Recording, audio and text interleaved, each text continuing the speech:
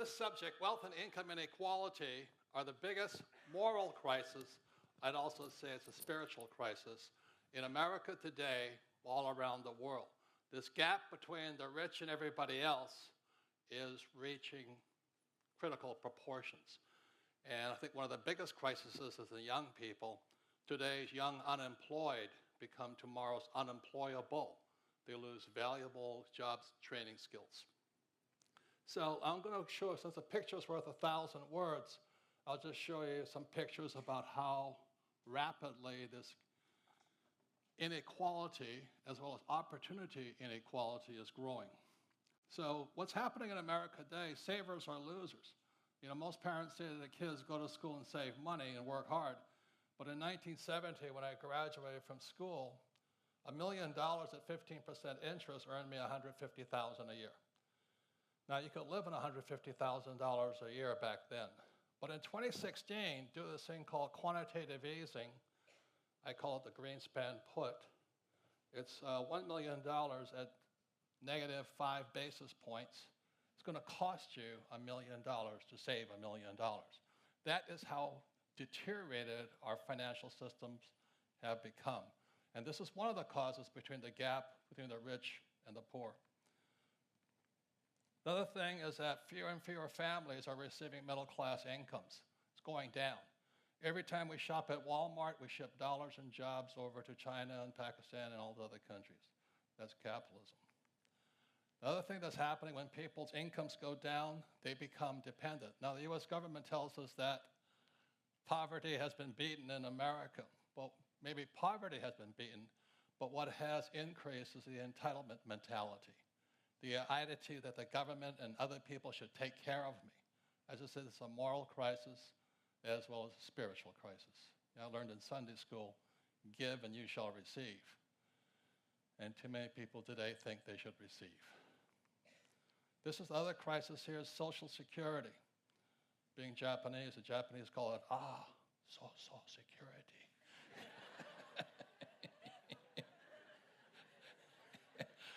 I'm a racist, I know. But anyway, I've met so many people my age. There's about 75 million baby boomers. I'm at the top of the baby boom chain. We expect the government to take care of us. That's a lot of highly educated people. That is a crisis.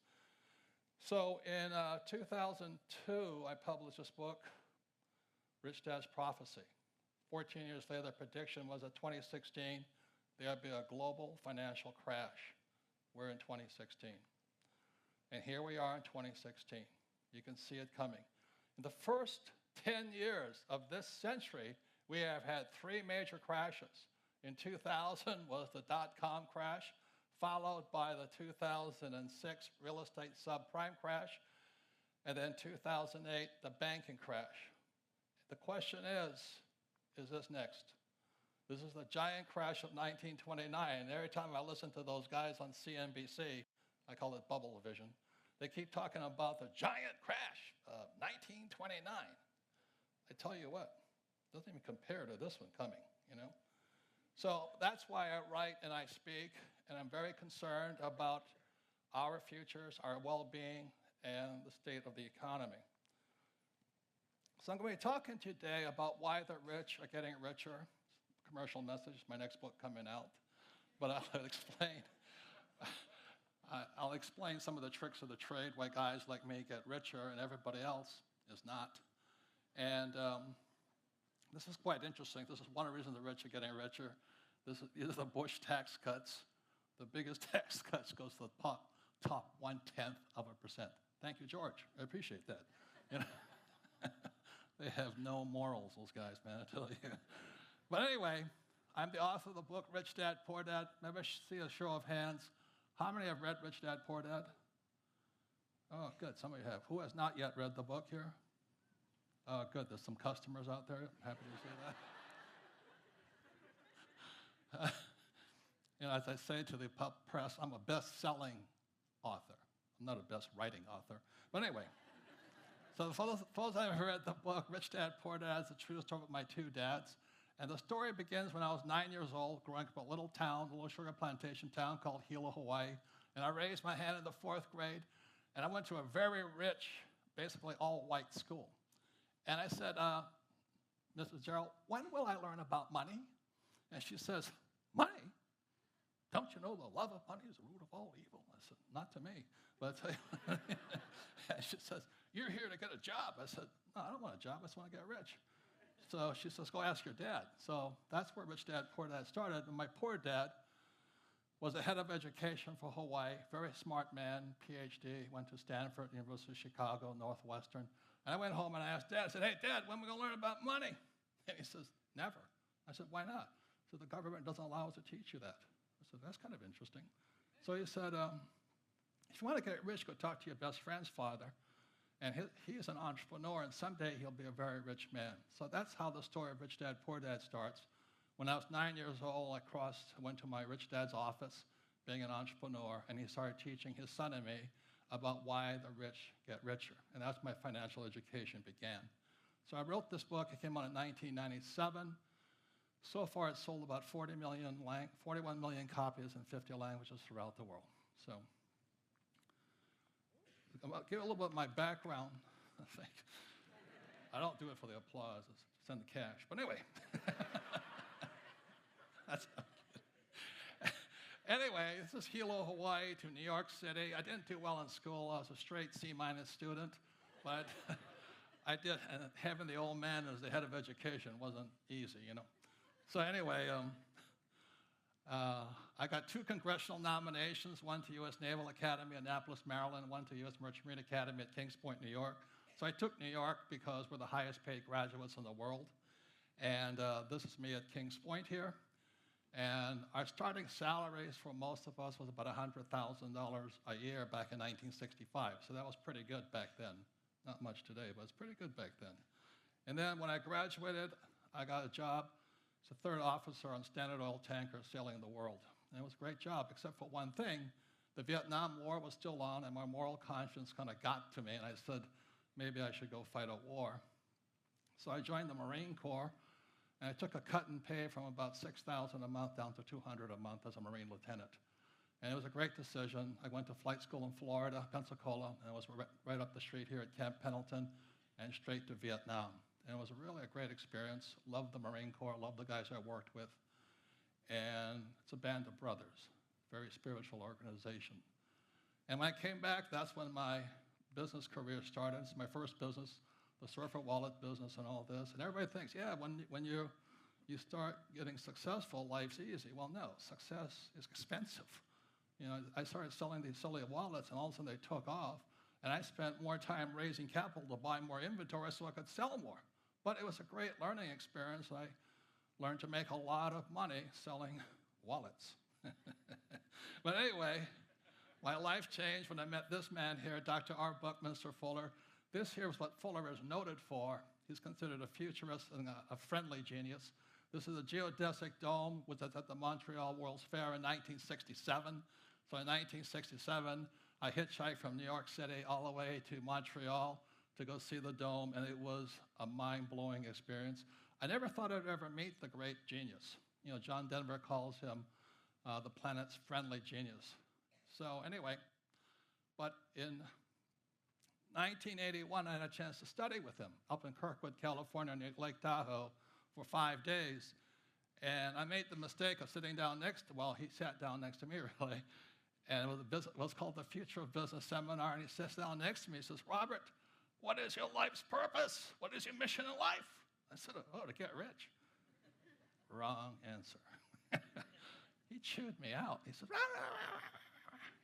it's a waste of a good mind. You know, it says, why don't you do something to change the world? I said, change the world? I just want to get rich, you know. And finally, I got it. As he says, you know, I'm not here to work for me. I'm here to work for everybody else. And it was a pretty cathartic event once I realized how greedy I was. Then I studied with him for 3 years. And every time he kept asking the same question that he asked himself, what can I do? I'm just a little guy. What can I do? I'm just a little guy. He was tiny too. So I ask all of you, what can you do? We're just little people in many ways.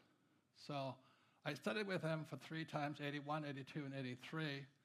And then he passed away on July 1st, 1983. He left this book behind. It's called The Grunch of Giants. It stands for Gross Universal Cashites, Grunch. It's how the ultra-rich rip us off. Now, Fuller is a friendly genius. He never wrote finance books or economic books. He's math, science, art, design. He's an architect. I read Grunch of Giants and understood it because it's exactly what my rich dad was telling me. The rich are ripping us off. So at that point, I said, what can I do? I'm just a little guy. And I decided at that time I would take on grunge. And for those of you who wonder who grunge is, you may just notice that those crashes we just had, we got bailed out. The rich got bailed out. Let me tell you, ladies and gentlemen, Bernanke and the president and Paulson stand up there and they say, this was a mistake. We had to save the economy. That's a lie. I hesitate to tell you that. It's a lie. They bailed out the rich. It is part of their business plan. It goes on all the time. So, ladies and gentlemen, I said in 1983, I got to do something about this. And what can a little guy do is take on the biggest banks, the Federal Reserve Bank, which is not a bank, not federal, no reserves, not American. Get the hint? And I could take on Wall Street, I could take on government, but I could also take on the school system. See, ladies and gentlemen, those crashes, these bailouts are not accidents. And neither is it an accident there's no financial education in school. What my research found since 1983 is premeditated. Just as prior to the Civil War it was illegal to educate a slave, we're not allowed to learn about money in school. And when I found that out, I said, okay, it's time for me to get on with my life and start teaching. So I became much like my rich dad and my poor dad. I started teaching. And it was not too far from here. My wife and I were homeless in San Diego, doing our best to teach because we can't go inside the school system and nobody wants to listen. So anyway, that's how it started. And so I'm going to tell you what financial education really is. I'll start by telling you what it's not. Financial education isn't saving money and investing for the long term in the stock market and getting out of debt. Exactly the opposite of that. So my financial education began with a game of Monopoly. We all know the formula: 4 greenhouses, 1 red hotel. So when I was 9 years old till I was about 20, Rich Dad and I and son would play Monopoly. And that's how I learned to become a rich man. So the reason it works is this is the cone of learning. It was created by a man named Professor Edgar Dale. And in 1969, he came up with the cone of learning, and he said, this is how human beings are designed to learn. Notice the worst way to learn is by reading. And the second worst way is lecture, listening to boring teachers. That's why I was never at school. Anyway, that's not really, I was there, but anyway. And then what you guys are doing here is you're looking at pictures, watching a movie. That's why TED Talks works. But also, the second best way is called simulation. Simulation is where you get to make your mistakes. You get to make your mistakes after mistakes. You just make mistakes. See, human beings learn by making mistakes, except in school you make mistakes, you're considered stupid. In business, you make a mistake, you're fired, and you make a mistake in business, you're a failure. So a person's got to find a place to make mistakes. In scientists like Edison, it was a laboratory. So the reason I learned a lot was I made mistakes playing Monopoly. That's how I learned so much. And today I play Monopoly in real life. My wife and I have over 10,000 units, several hotels, golf courses, and oil wells. But that's the game. Once you learn it in your brain by playing games, simulations are the way you learn. So you practice, practice, practice, practice, practice. You make mistake after mistake after mistake. Like a golfer makes a mistake after mistake after mistake, then they turn pro. But the reason a lot of people are not rich, they think mistakes make you stupid. It's criminal. A baby cannot learn to walk unless they fall down. Can't learn to ride a bicycle until you fall off the bicycle. So that's where our school system's letting us down. So I love the military because they taught us to make mistake after mistake after mistake. Every day we flew, we practiced emergency procedures, and every day I killed my engine to fly my aircraft without an engine. And this here is me doing the real thing. I went down 3 times in Vietnam. And if not for practicing crashing, I wouldn't be here today. All 5 of my crew came home alive. So what I did was, after Bucky kind of chewed me out, he says, what can I do? I'm just a little guy.